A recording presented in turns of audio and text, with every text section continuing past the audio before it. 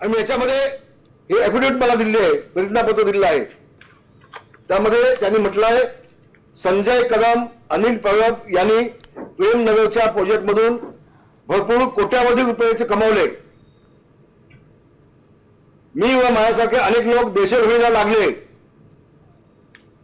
आमचा बिल्डर सहारा ग्रुपचा मालक सुधाकर शेट्टी यांनी अनिल परब याला 2 मर्सिडीज दिले आहेत.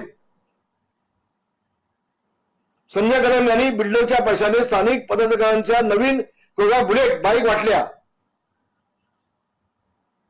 वरील सर्व प्रकारची सखोल चौकशी व्हावी अशी त्यांची मागणी आहे.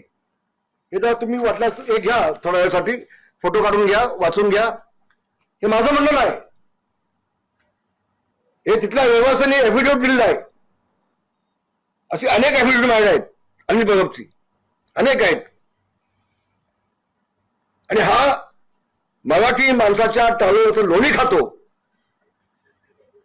बिल्डर काढून गाड्या घेतो, 2-2 गाड्या घेतो. कुठली गाडी आहे?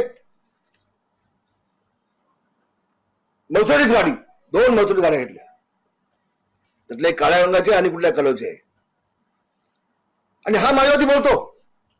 याची अवकाश आहे का? याची अवकाश आहे माझ्यावरती बोलायची? मला तर मोठं काल असं वाटलं, जे आपल्या मालकाला उद्धव ठाकरेला खुश करण्यासाठी रामदास कदमवरती मी कसा बोलू शकतो? तुझ्या 100 पिढ्या खाली झाल्या पाहिजेत माझ्यावरती बोलायला. आणि म्हणून हा एक विषय अतिशय गंभीर आहे. याची चौकशी करण्यासाठी मी शासनाला देतोय. दुसरा मुद्दा त्यांनी मांडला की वरती डॉक्टरांची टीम होती बाळासाहेबांसोबत,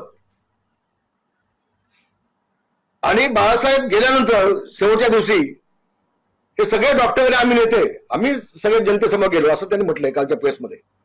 तपासून घ्या. दादांत खोटं आहे, चूक आहे. खोटं बोलला आम्ही बरं,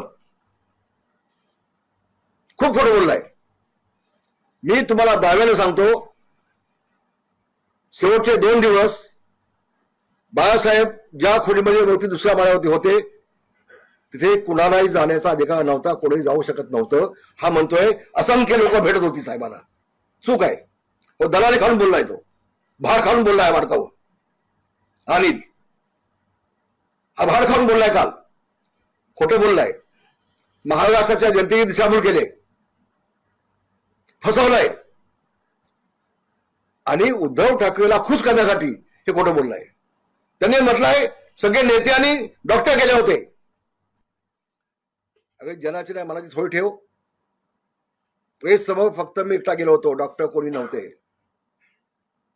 आता isakal.com आहे देशातील नंबर 1 ची मराठी न्यूज वेबसाईट.